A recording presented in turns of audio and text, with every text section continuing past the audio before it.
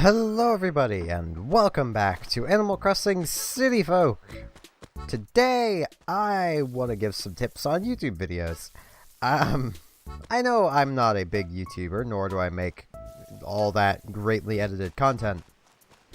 But if you're going to be making a video where there is a chance the audio might desync, which is basically any video you are recording with multiple channels of audio. So, well, more just multiple channels in general. Like, if your audio and video are the exact same channel, you probably won't have any desyncing issues. But if there is a chance that the audio might desync, give yourself a way to sync it again. Be it in the video or not. Like, I'm sure a lot of people remember when I used to, when ending the videos, go, then. That was my way of helping resync things. Because I knew I said then at about the same time I was pushing in the finger. And it worked. I mean, nothing would be perfectly synced, but it would be close enough. I still don't think I have even the exact amount of delay on my microphone to match the delay coming from the Elgato. Hey, this is the money rock. Because there is a small delay that comes from my Elgato, and it's just kind of unavoidable. It's because it has to transfer through a USB. You know, if it didn't have to do that, then there wouldn't be a delay at all. Which is why I kind of want to get an Elgato that just kind of slots into my computer's motherboard. But at the same time, I don't think until I replace my computer, or, you know, a lot of my computer, I should do something like that, because that's gonna potentially just cause issues if my computer dies. Though I would still have the Elgato HD sitting around. It, you know.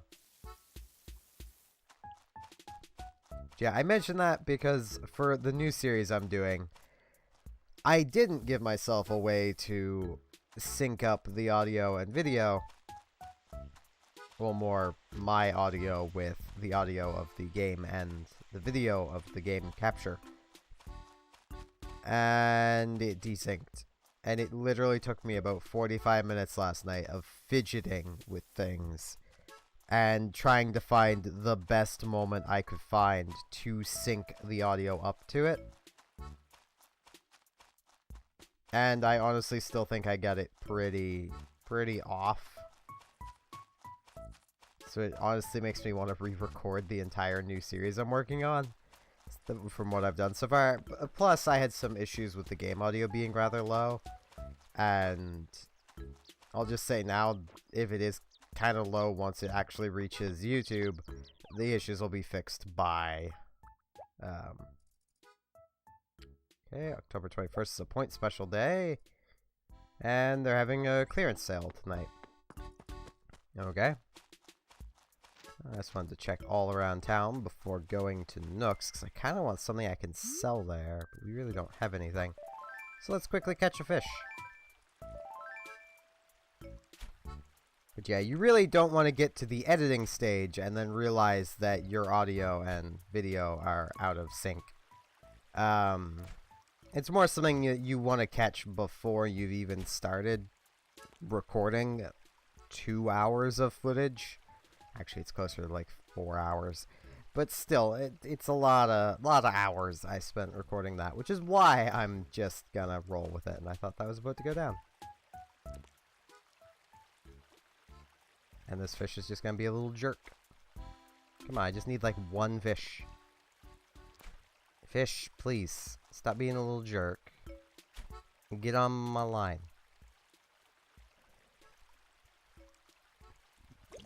There you go. Pale chub. I don't think that'll be enough bells. I should now sort my inventory back out. Yep. There we go. Well, if it's not enough bells, I'll just find something else, I guess. You know what? Just to make sure I have enough bells. Do that, and then I'll move that up there. There we go. I want to get a bag of money, because, you know, it'll just help with things. Suppose I could have just checked the turnip price, and then if the turnips are good, that would have given me probably a bag or two of money. But, you know, I'm lazy. Ish. I want to sell some things. Start with that.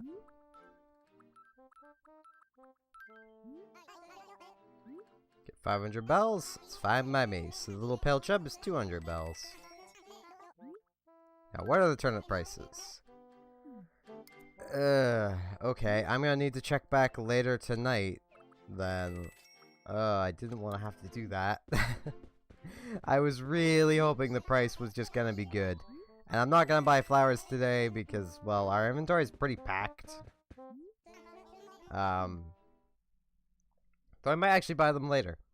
And noticing that, you know, the turnip prices are bad, I'm gonna be recording later anyway, so I might just kind of make a cut somewhere and just cut back in later tonight. Because, you know, we're gonna need to be back anyway, so I don't exactly want to do everything I'd want to do right now. I mean, I have already gotten one finished thought.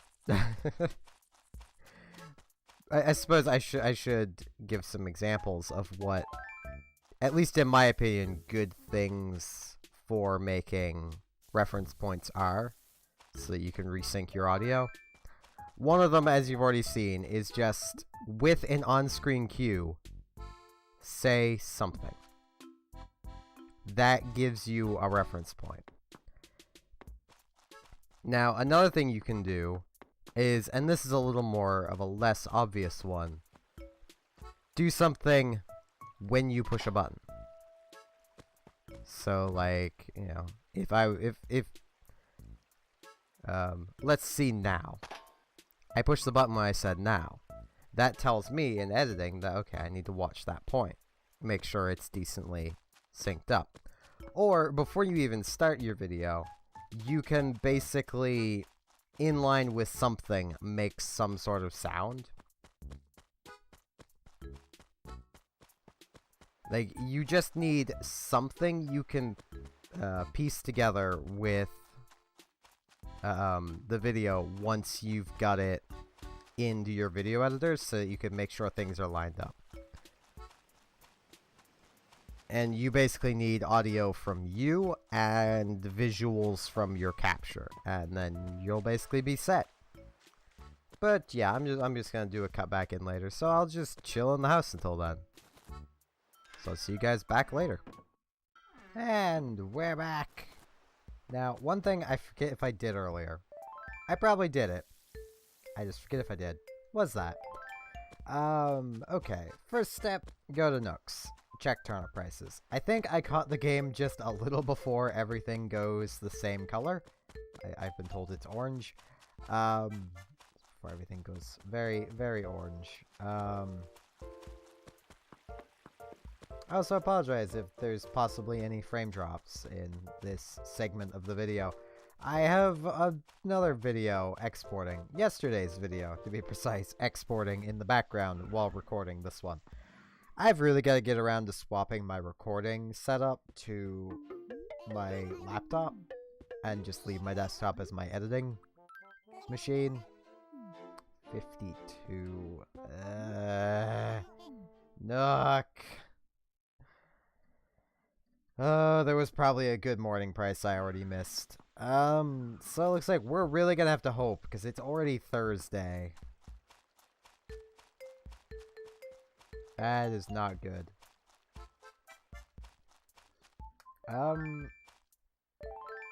Might as well do some fishing, because there's really not a whole lot else we can do. So I suppose just come down and do some fishing. I'm guessing Tank is... No, this is Tank's house. Whose house is this? Groucho's house. Oh, okay. So Tank hasn't decided to, you know, the day to move out yet, I guess. I'm a little sad he's moving out, but, I mean, he was fairly set in his ways. It would have been wrong of us to tell him to stay, so. Hey, a tiny fish. Seahorse. Now this little segment might be a little bit on the shorter side because, well, there's really not a whole lot else to do.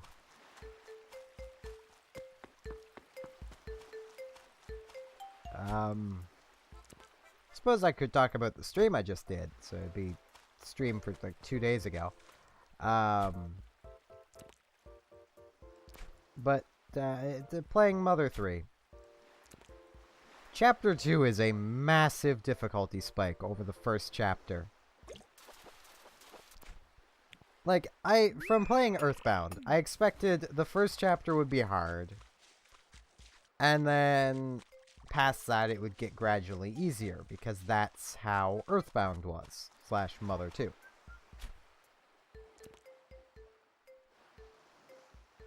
But that's not how it worked out.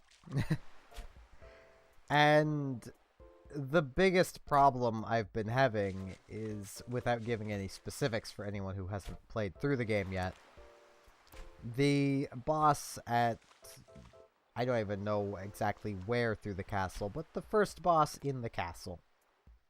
That's vague enough that, you know, no one will know. The character you are using during that portion has no reliable healing. There's, as far as I can tell, nowhere really reliable to purchase healing items. Especially now that I'm into the castle.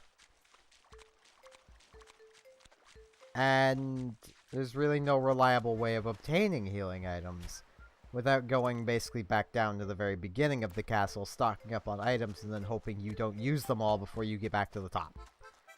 I think it's the top. It's this boss. I'm just gonna take this stuff and sell it. And it's honestly made me want to just use save states. Like, build up an inventory of healing items, get back to this boss, and just save state in front of him. Because it's kind of a thing with the Earthbound series, whole Mother series, that when you die, you respawn at the most recent point you've saved at, with your inventory in the state it was in when you died. So, say for instance, if you had 3 healing items and you used them and then died, when you respawn at your most recent save, you won't have them anymore. So now, say you die to this boss, if you just saved on the staircase going up to him, and you had 3+ healing items, you're now out your healing items. You still have to beat the boss, and you couldn't do it with the healing items. So now you're stuck without them, having to face the challenge again. That's kind of been a complaint I've had about the Mother series since I had poked at it initially, was just death is far more punishing because they tried to make it less punishing.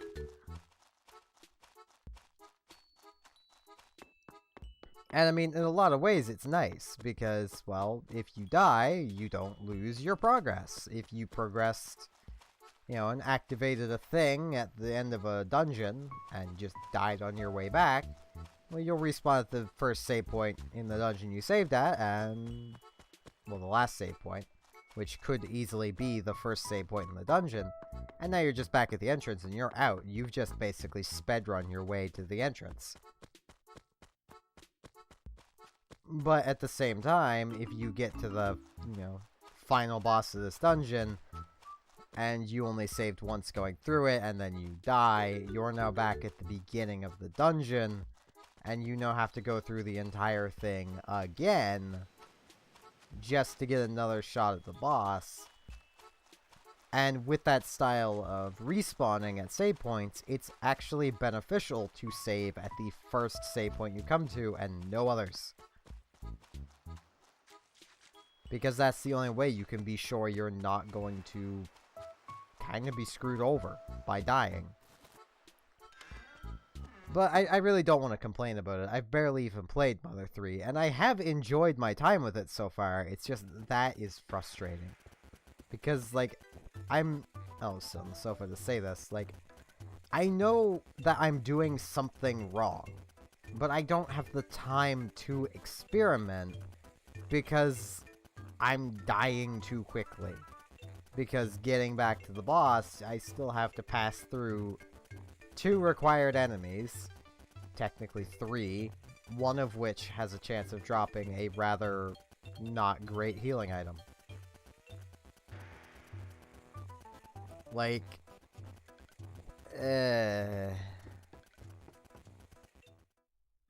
but I'ma just head up here and flop down in a bed in the attic instead of the nice comfy looking sweets bed right there that we spent nearly 200,000 on, but no, this bed's fine.